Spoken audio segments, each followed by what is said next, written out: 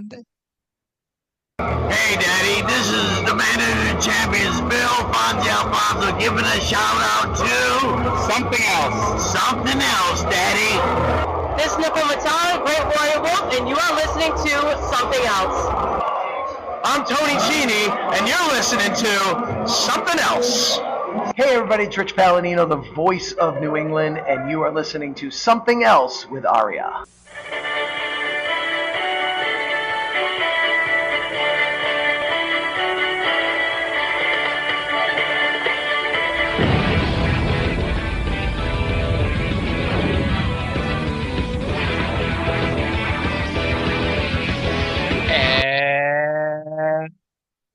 and welcome to episode number 129 of Something Else.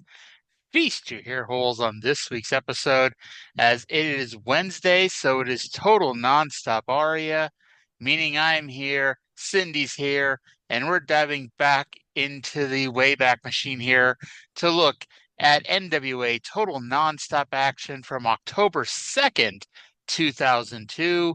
Cyndi, how you doing today? I am full. You're full? All right. Backstory with this one. I was hanging out with a friend while we're taping this, and we went to Denny's. Mm-hmm. And they have this Beetlejuicy burger, you know, for the Beetlejuice movie. Beetlejuice. And let me tell you what it entails. 3 patties, 3 strips of bacon, provolone cheese, and all the usual toppings in the diner sauce on this burger. It was a gigantic burger. That sounds like a very high caloric burger right there. And me and her were the only two that have finished it in the restaurant so far. I had to laugh you brought that up, because you brought up Denny's anyway, because my coworkers have been for whatever reason, my coworkers have been jonesing for some Denny's the last few days at work. So I'll have to tell them to go eat the Beetlejuice burger. I mean, knowing where you live, isn't there like a Waffle House or like a Bob Evans over there? I don't think we have a Waffle House or a Bob Evans over here, actually. The only Bob Evans we have is Brutal Bob, and he doesn't sell any food. He's a nice guy, but the number of times I've met him, he's never tried to sell me any food. Probably tried to sell you some merch. Well, I mean, in independent wrestler, of course you're gonna try to sell some merch, So October 2nd, 2002, it's officially my birthday month. Surprisingly, it's my birthday month in 2024, just like how it was in 2002. It's amazing how that works. Yep, happy birthday month. Thank you, thank you. We got to get through almost the entire month, though, before my actual birthday. It's the 29th. Yeah, so this show happens 27 days before I turned 18 years old. I was still an innocent child when this show happened. And actually, this week's show is actually pretty decent. Next week's show is the one where, I should never watch wrestling ever again. Get ready, everyone. Oh, Lord. But anyway, let's tell you what is happening this week in Jerry Jarrett's book. And actually, it's a little mundane, although Jerry unknowingly spoils the future for himself. A few things he writes. First is he doesn't understand how TNA has done, quote unquote, as well as they have done without having big stars like Sean Waltman, Scott Hall, and BG James. It's almost as if the people who did enjoy these shows did so because of the good wrestling.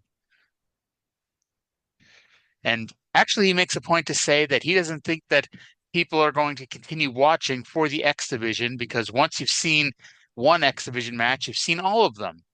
which was so nice of him to say that about the only reason to actually watch these fucking shows. Yeah, I Um, mean, like nobody's watching for like B. I mean, sure, BG coming back is decent and all, but to be honest, I wouldn't. There was just nothing exciting about Waltman. I mean, this was around the time where he had go away heat in the WWE. mhm. And it took And, them forever to let him go away. yeah, And speaking of big stars and drama, Scott Hall was having issues with his baby mama, who the baby mama normally babysits the kids on Wednesday so he can come to the shows, but baby mama refused to this week, and he couldn't get any other babysitter. So that is why he's not here this week, and actually he's not on for a while.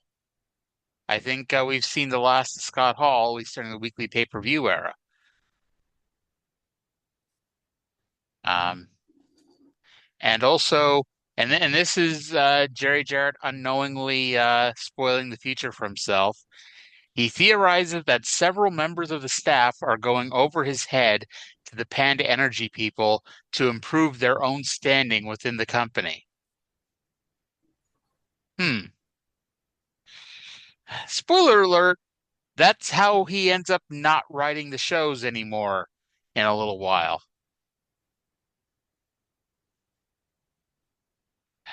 Isn't it nice of him to you know, lose his spot to certain other writers, Cyndi?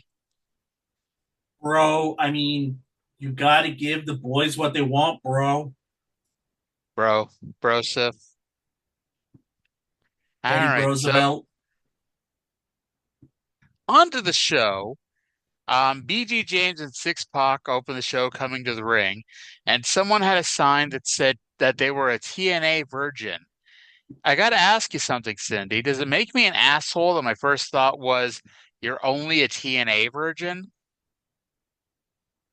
I mean, we just watched the Tom Arnold comedy hour a couple of weeks ago, and it was the same stuff they've made of he made fun of other fans of. So let it pass. Well, BG talks about how him and Pac want I'm sorry, not Jerry Jarrett. That would be weird. They want Jeff Jarrett, Brian Lawler, and Elix Skipper, and compared them to Gilligan's Island. A nice topical reference here in 2002. And he said that if Ron Killings is the future of wrestling, then the future looks grim. And then Syxx-Pac talked crap about Low-Ki getting a world title shot, which I point out makes a lot of sense since Low-Ki lost an X Division number one contenders match last week. And while Pac said that Low-Ki is talented, he is not in their league, and that either one of them should be getting a world title shot instead. The truth then comes out and says they've lost their damn minds if they're coming for him. The fans are chanting overrated at the world heavyweight champion, who talks about how he is the future and only gives title shots to people held down like he was. Which I guess, if you're gonna try to make sense out of some of the world title matches we've seen with Killings as champion, it at least makes storyline sense if that's what it is. Yep. Uh, Um, Pac ordered the Truth to get to the ring, so that brings out Jeff Jarrett. Jarrett notices that Scott Hall isn't there and notes there's supposed to be a six-man tag, but their partner's not here. BG got angry at Jarrett for insinuating that Scott Hall's at home drinking. Jarrett says it's going to be a handicap match, which is the cue for Brian Lawler and Elix Skipper to attack from behind. BG and Pac cleared the ring of their attackers, and the segment comes to an end. And I note that this is Scott Hall's first TNA no-show. Yeah, but at least he had an excuse. Yes. At least this time it wasn't whatever excuse he had when he didn't show up at Turning Point that time. Uh, I was canoeing. makes as good a sense as any, right? Right. By the way, after this match, while the dancer was happening, they announced that two new cable companies have picked up their pay-per-views: Mediacom and Cablevision. I mean, that's going to help. Of course, if they're not advertising the damn shows, it doesn't matter. But hey, it No, they're helps advertising the that shows. They got Hermie Sadler driving around a track to do it. not yet, not yet. He doesn't have his first race with the TNA car for like 2 weeks. And Spoiler alert, this is a point of contention next week on the show. yeah, and I had a whole rant about this. Was it 2 weeks ago? Last week? Yeah, can't tell. Um, well, we get our opening match, Amazing Red versus Shark Boy. Uh, Elix Skipper goes to the announce table because in the 2 minutes since the opening segment happened, it was determined that not only was there not going to be a six-man tag, it was just going to be a tag team match, and Skipper was the person taken out of the match. So it's now just going to be Jarrett and Lawler versus BG and Syxx-Pac. In the back of the arena, we see X Division stalker Mortimer Plumtree standing in the background watching on. Skipper got cut off mid-sentence by Shark Boy heaving Red out of the ring to the floor. Shark rolled in long enough to do a flip dive over the top rope. Red was in no position to catch him, so Shark Boy fell with a thud to the mat, but Red sold it anyway. In the ring, Red hit a neck breaker off the ropes. Shark Boy uses the Dead Sea Drop. He goes for a second one, but Red blocks it, hits a Scorpion Death Drop, and the Infrared for the win. The match honestly was a non-factor to what was going on in the auxiliary, which was Skipper complaining about being taken out of the match, and now he sees what Truth was talking about because it just happened to him. Yeah. You have Plumtree scouting for the X Division talent, trying to manage somebody, and while the match itself was fine, it was just there. Yeah, I noted that it's not as good as other recent X Division openers have been, but not terrible. I gave it a 4 out of 10. I gave it a 6. There you go. After the match, Skipper got in the ring and beat down Red and continued to beat down everybody until Stone Cold Don Harris broke it up. Hold on. Did you see how he entered the ring? Gotta say, I did not notice. Don Harris ninja rolled into the ring. I He was mean, Chibi Seth Rollins of all people. Ninja rolls into the ring and tells Skipper to beat it. yeah. In the bathroom, Goldilocks interviewed Low-Ki.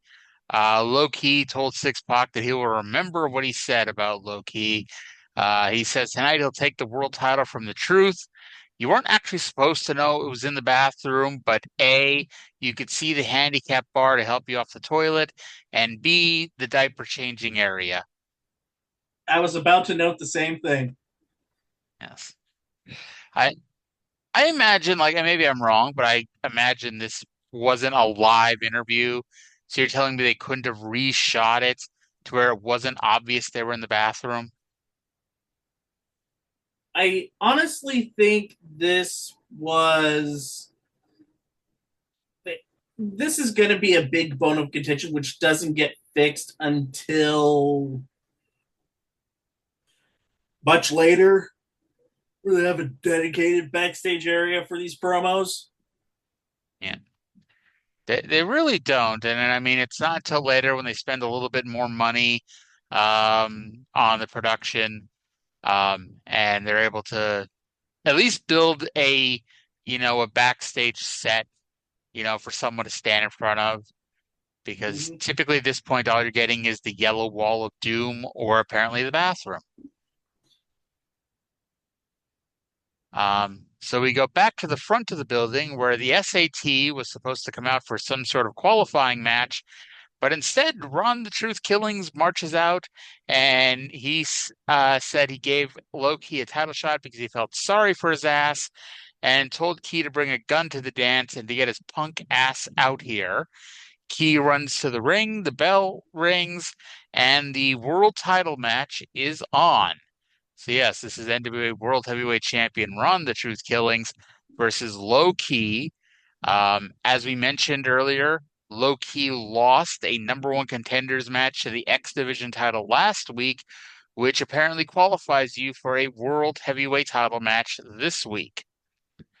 Tanay talked about this and brought up the same point you did. However, he did clarify it like the X Division and the NWA title is two different rankings.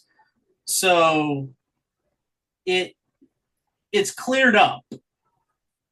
Ish, because then you'd ask the question, who did Low-Ki beat in the heavyweight division? Because all he's had are X Division matches. I don't think it kind of matters because it was Low-Ki who did cost Truth the X Division title last week. So Also, what did Truth do to earn an X Division title match? I mean, I guess technically he beat Jerry Lynn the week before, but yeah, honestly, it's best when you don't put much thought into it. But then when you don't put any thought into it, they try to be like, oh, that's when the Tanay is trying to make up reasons for stuff which help and hurt the cause.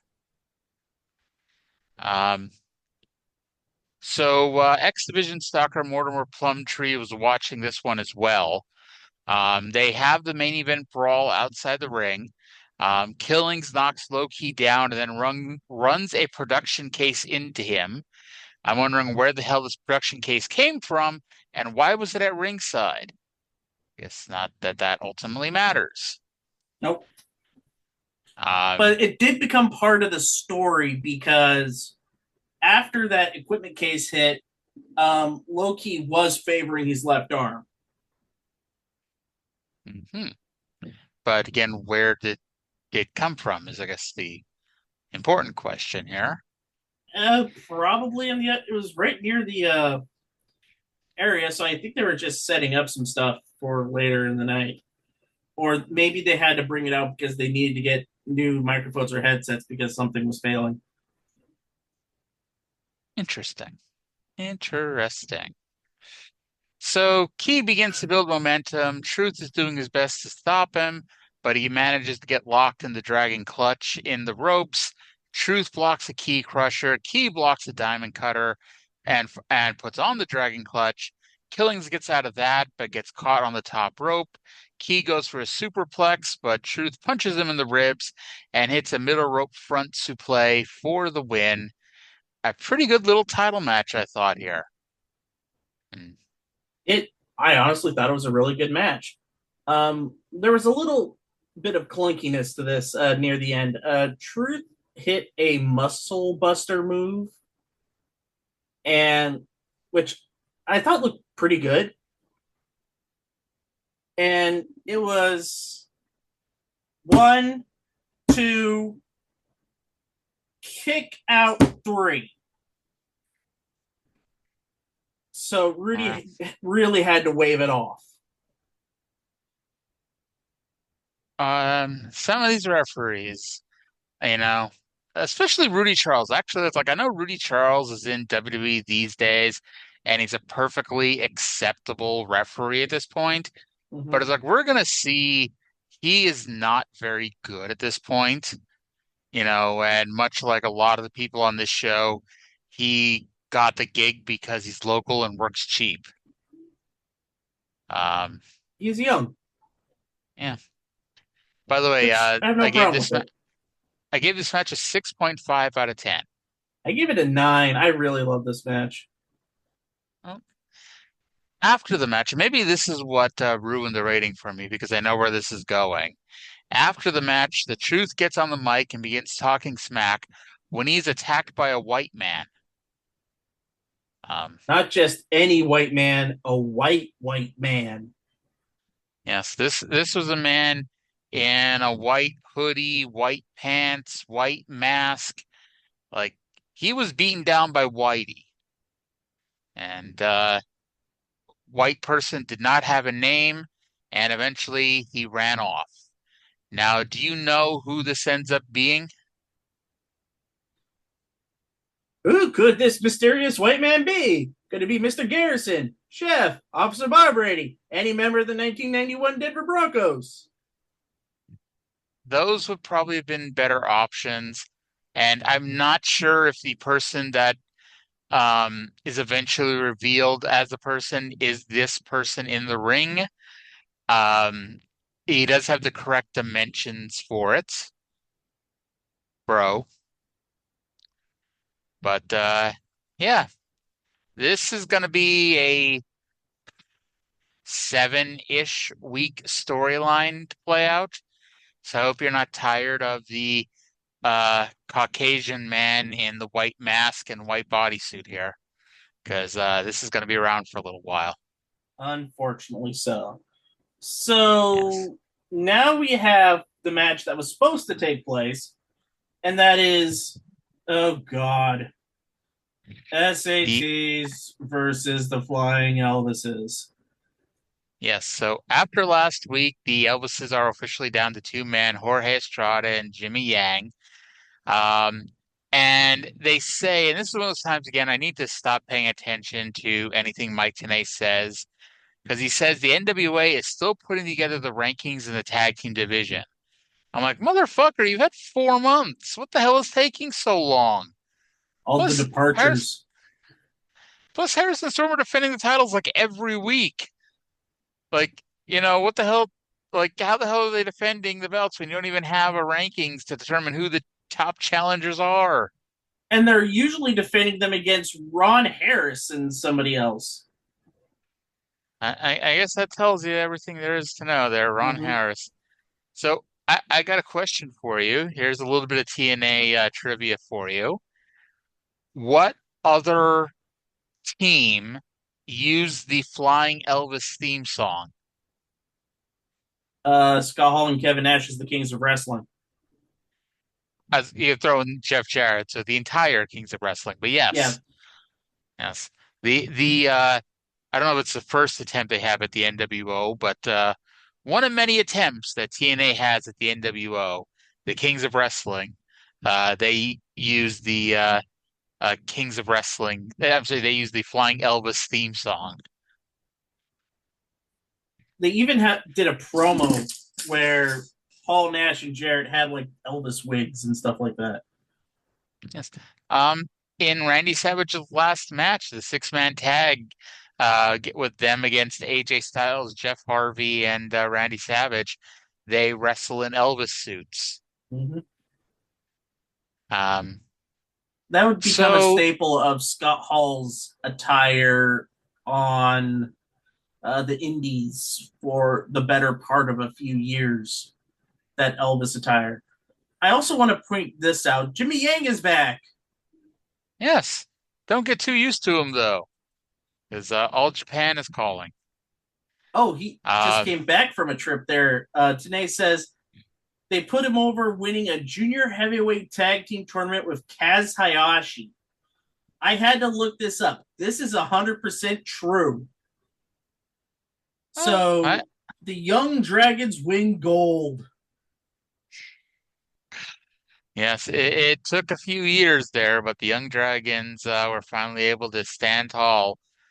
Of course, not only just a few years, but a few years and an entirely different company on an entirely different continent, you know.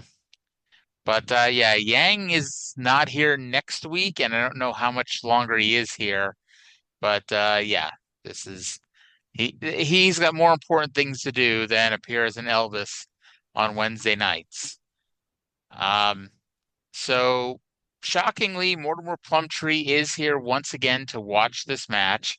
And Don West, being the genius that he is, theorizes that since he's always here watching X Division matches, that he's scouting for a new X Division wrestler. or that he may already have an X Division wrestler signed up, and thus he's scouting the competition. And Yeah. that Don West, you don't get anything by him. Nope. This would be a Um, thing for Don West over, when he's getting his feet wet in wrestling commentary. He will do this, but it's fine. He does shake it eventually, but that's mainly because this is something he's still new to. He's still trying to find his footing. a lot of times too is like he's just pointing out common sense, and he hasn't yet had it beaten into him that you know, not quite do that yet. You gotta turn off your brain sometimes doing the wrestling commentary. Mm-hmm. So Yang nearly breaks Joel Maximo's neck with a moonsault press. I will say Joel was at least partly to blame because he was a bit too close for it. At this point, Mortimer gets company up on the ramp because Sonny Siaki, yes, that Sonny Siaki, appears on the ramp to watch his former teammates fight for a title shot. Estrada does a pair of moonsaults. I wrote too much stuff is happening for the camera to keep track. For some reason, Siaki gets in and reaches for the tag, and Estrada is really fucking stupid because he goes and reaches for the tag, but of course Siaki walked away. Jose then scooped up Estrada on his shoulders, and Joel came off the top with what could be called a Doomsday DDT for the win. I wrote it was going well until that stupid fucking finish. By the way, that's what I have written down: a top rope Doomsday Device DDT for the win. Meh. I honestly don't like the SATs, and Sonny Siaki kind of ruins everything. 4 out of 10. I give 5 out of 10. So it's like for once, I liked it more than you did. Yep. Um, And update. I just researched it. Jimmy Yang is gone after this episode. Say what? Yeah, Jimmy Yang will become a regular in All Japan for the next good while. For another 7 or 8 months, he'll do some MLW and then signs with WWE around November of 2003. As a Keo. And Yep. he's actually he's there for I think like a year and a half or so until they future endeavor him and then bring him back later on as Jimmy Wang Yang. Mm-hmm. By the way, Goldilocks runs into Sonny Siaki, who wants an interview, but Siaki's attacked by Jerry Lynn. AJ Styles, it's like, hey, Don Harris is a wrestler who moonlights as security, so maybe AJ's like, hey, I can help out here. I can be security. He runs over and grabs Lynn from behind to break it up.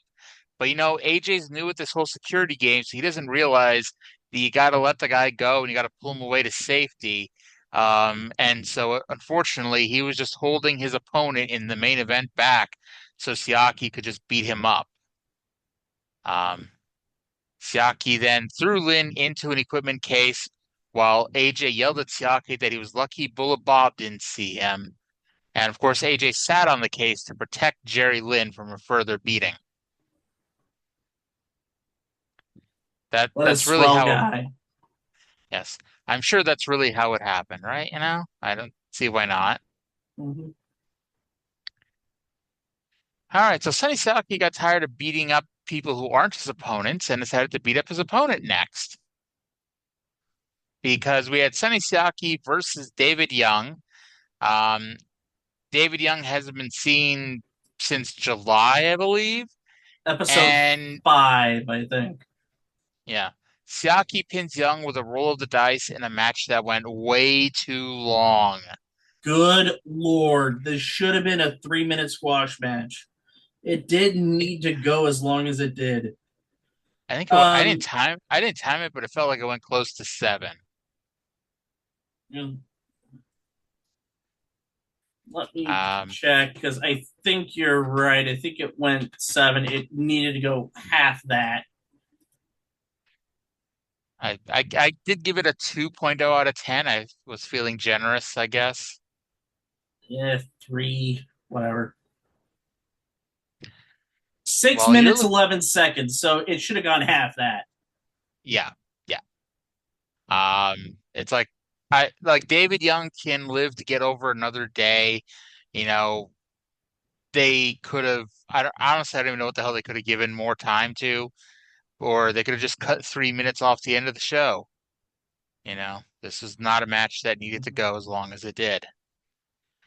We are then shown the saddest footage of a wrestling match ever, the tag team title table match from last week.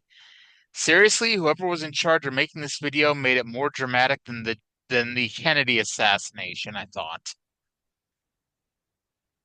Yeah, Um, a lot of these early promo packages um, are weird at best and poorly designed at worst.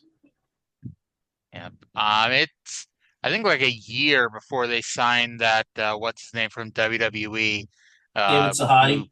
yeah, who improves video packages tremendously. To the back, the camera quickly zooms in and out on Ron Harris. I thought they signed Kevin Dunn here for a minute for how much the camera was zooming. Ron says tonight he's teaming with the man from down under. Okay then. This is Ashley Hudson. I actually saw it. For those that watched WCW Saturday Night in its dying days, will know Ashley Hudson. He was a Yes, graduate of the power plant. if you were one of those people who enjoyed your C shows and you watched Worldwide and Saturday Night to the bitter end, you know who Ashley Hudson is. If you don't, then you have no idea who the fuck this man is. Mm-hmm. And somehow, despite uh, him being a one and done here, he's getting a shot at the World Tag Team Championship. So the NWA really not doing a damn thing with those rankings, I guess. Um, so it's Chris Harris and James Storm versus Ron Harris and Ashley Hudson. We're on AMW Watch week number 15. Harris and Storm are still Harris and Storm and are not yet America's Most Wanted. Tenay said that Hudson teamed with Luke Williams as the new Bushwhackers.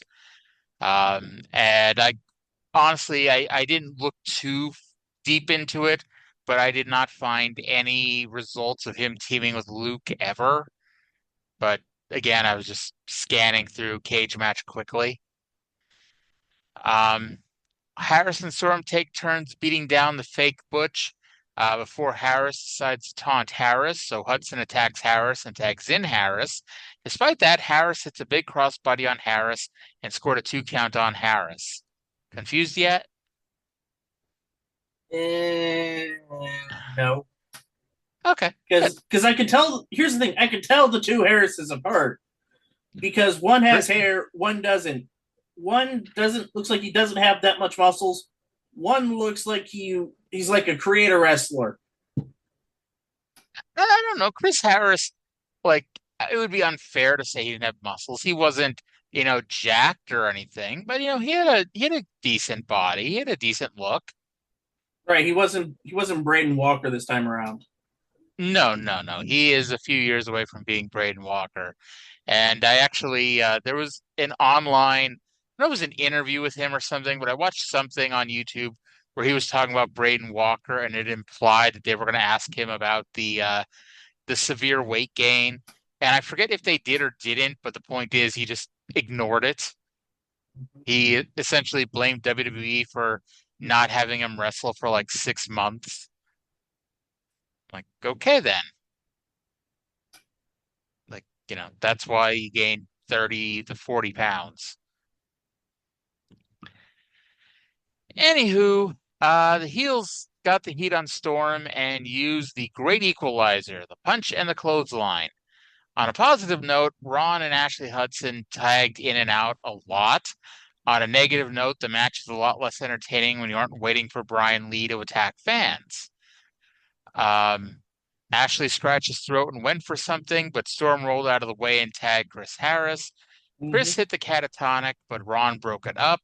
Ron then accidentally kicks Hudson in the face. Chris made the cover and won the match despite Ron standing there and gesticulating wildly instead of breaking it up. Kind After of the match, furthers the storyline of him blaming other wrestlers for his mistakes. yes. After the match, Ron was disgusted by the way his partner did not kick out from being kicked in the face, so he attacked Hudson, Chris Harris, and James Storm with a chair. Ron then beat up security until Stone Cold Don Harris ran in and punched him in the mouth. I wrote, I wonder who Ron will team up with next. And no spoilers, but he does have a different partner next week.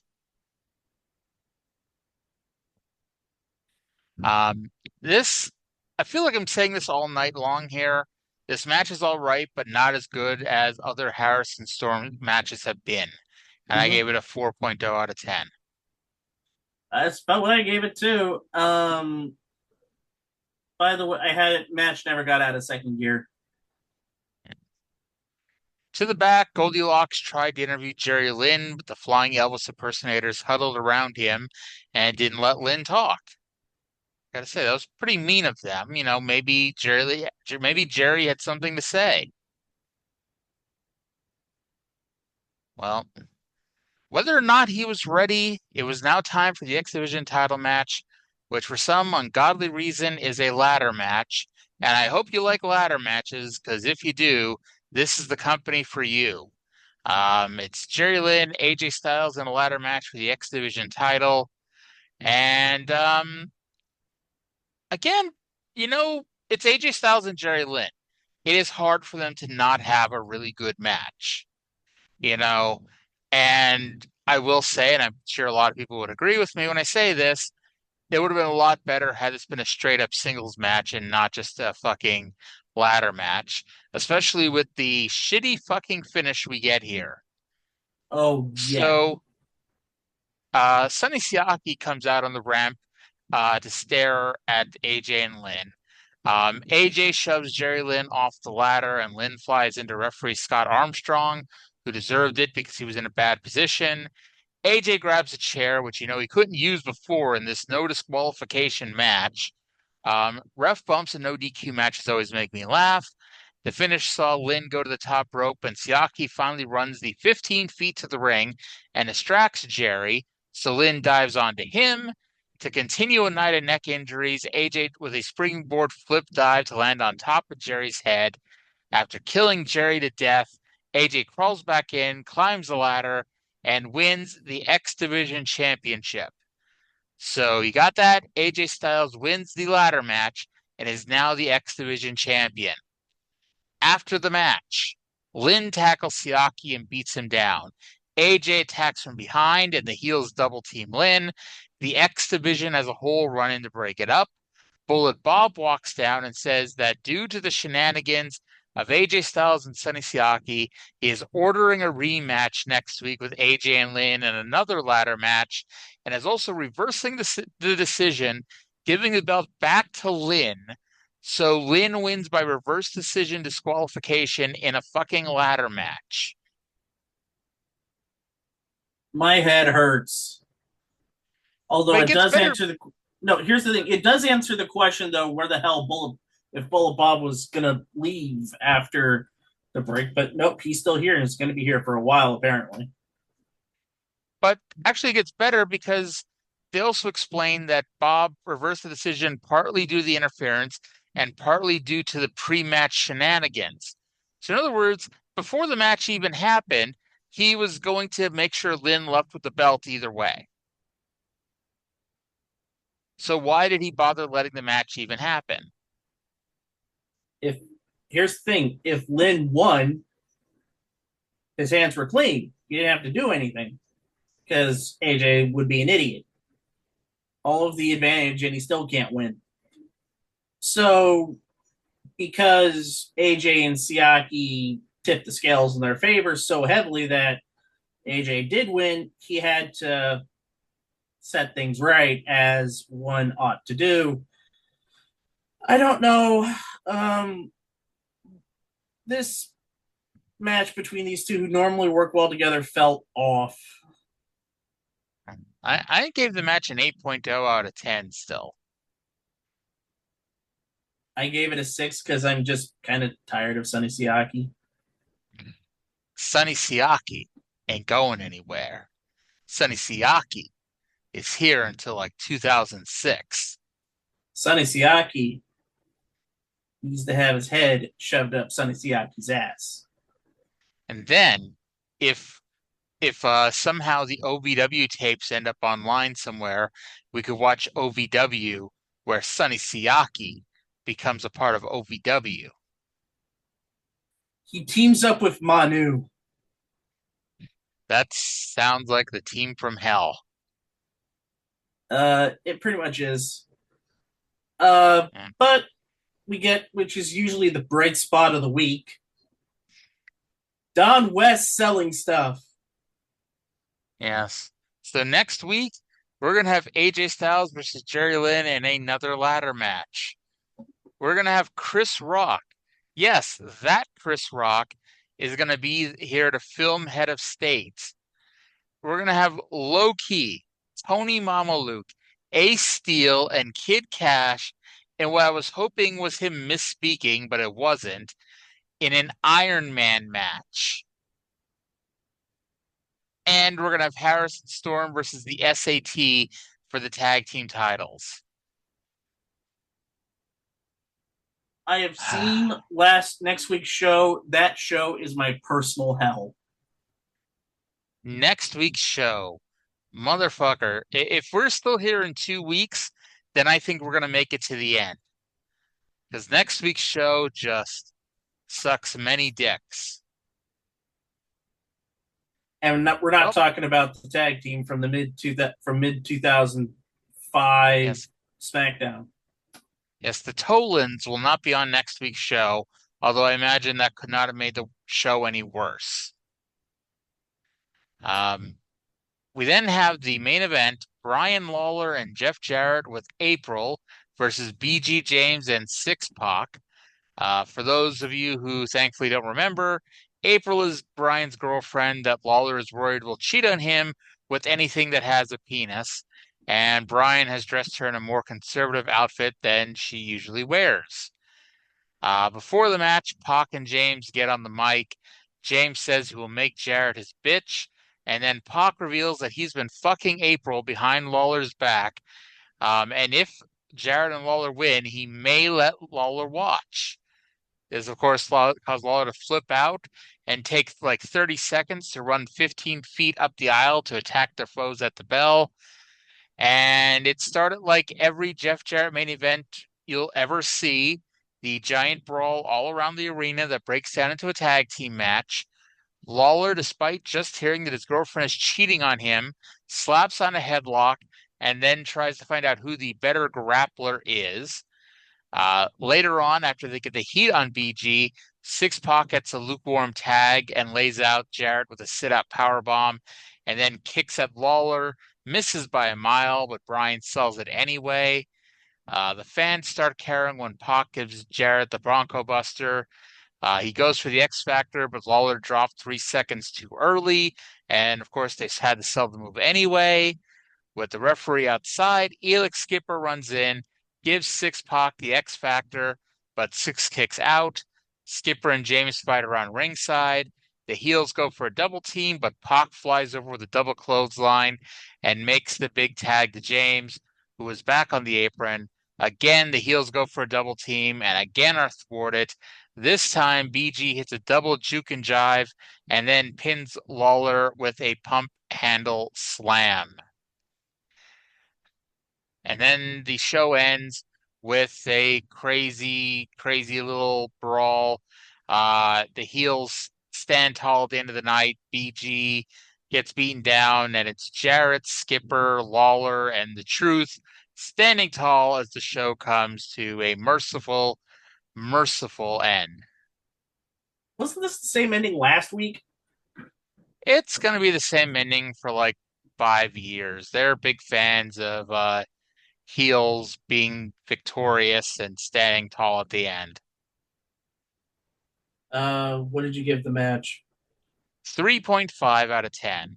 Yeah, that's Or about it what I should have gave it. Yeah, it should have been better considering who was involved, but there was a lot of sloppiness involved here. And yeah, good job, Jerry Jarrett. We're getting bigger name wrestlers, and they're fucking up left and right.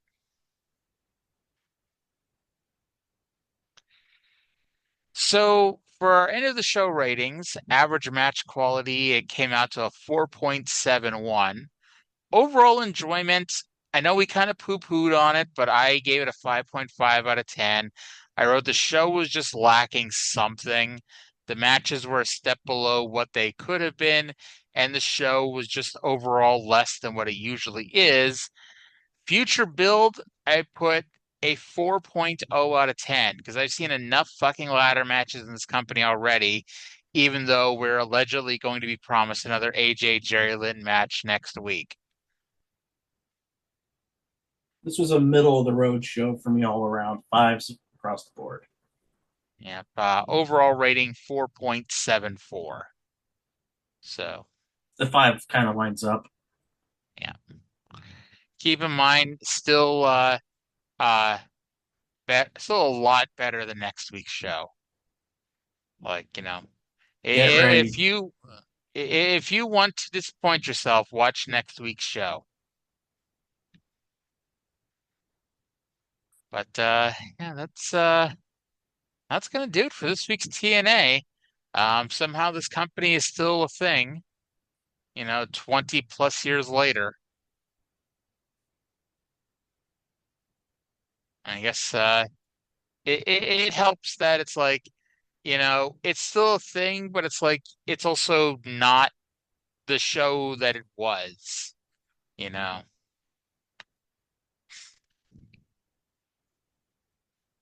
All right. So before we finish up, do you have anything you want to talk about? Anything you want to plug? Uh, I am actually okay. Just not a whole lot going on. Just working on plans for 2025. Sounds good. All right. Well, that's gonna do it for this week's show. I hope everyone enjoyed it. Hope you all had fun listening. And we will talk again, everybody, in 7 days.